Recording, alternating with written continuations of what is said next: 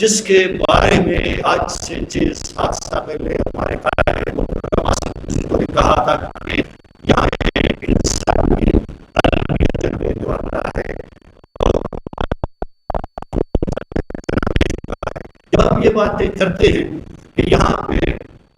امن نہیں ہے، یہاں پہ دہشت گردی ہے،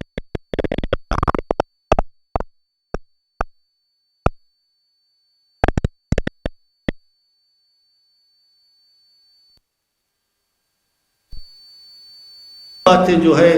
میر حاصل بزنجو نے کیا تھا، جس شخصیت کی اس نے نام لی کہ سارے فساد کی بنیاد، سارے فساد کا جڑ یہ ہے. ایک رات میں حاصل بزنجو پہ 5 FIR لاج ہوئے اور بعد میں آپ سب نے دیکھا اسی شخصیت کو انہوں نے خود سزا دی، وہ سزا یافتہ مجرم قرار پایا. تو کہنے کا مطلب یہ ہے کہ حکومت ان تمام معاملات میں سنجیدہ نہیں ہے، اور اس کی اس غیر سنجیدگی کے بدولت ہم روز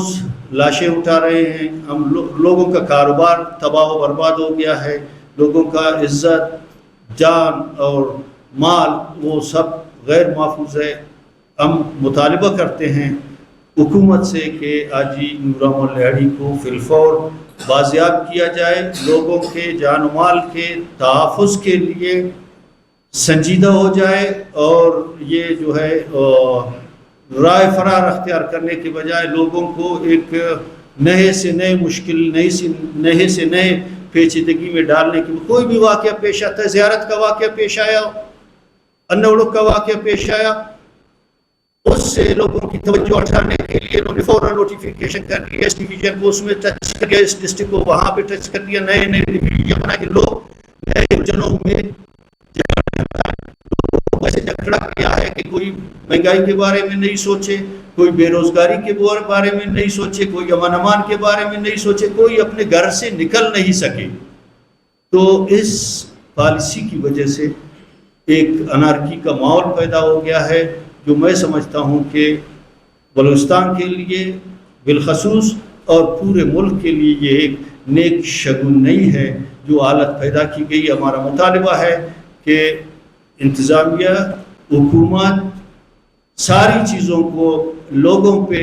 نہیں چھوڑے کہ وہ اپنی حفاظت بھی خود کریں، اپنے لیے ٹینکر سے پانی بھی لیں، اپنے لیے سولر لگا کر بجلی بھی خود حاصل کریں، گیس کے لیے سلنڈر استعمال کریں، اور صرف ان کو پالنے کے لیے ٹیکس دیں. ان ساری چیزوں کو، یہ ساری چیزیں جو ڈمپ ہو رہے ہیں، یہ جو آج یہ خاموشی انہوں نے زبردستی کر رکھا ہوا ہے، میں سمجھتا ہوں کہ یہ ایک بہت بڑے طوفان کا پیش خیمہ ہوگا.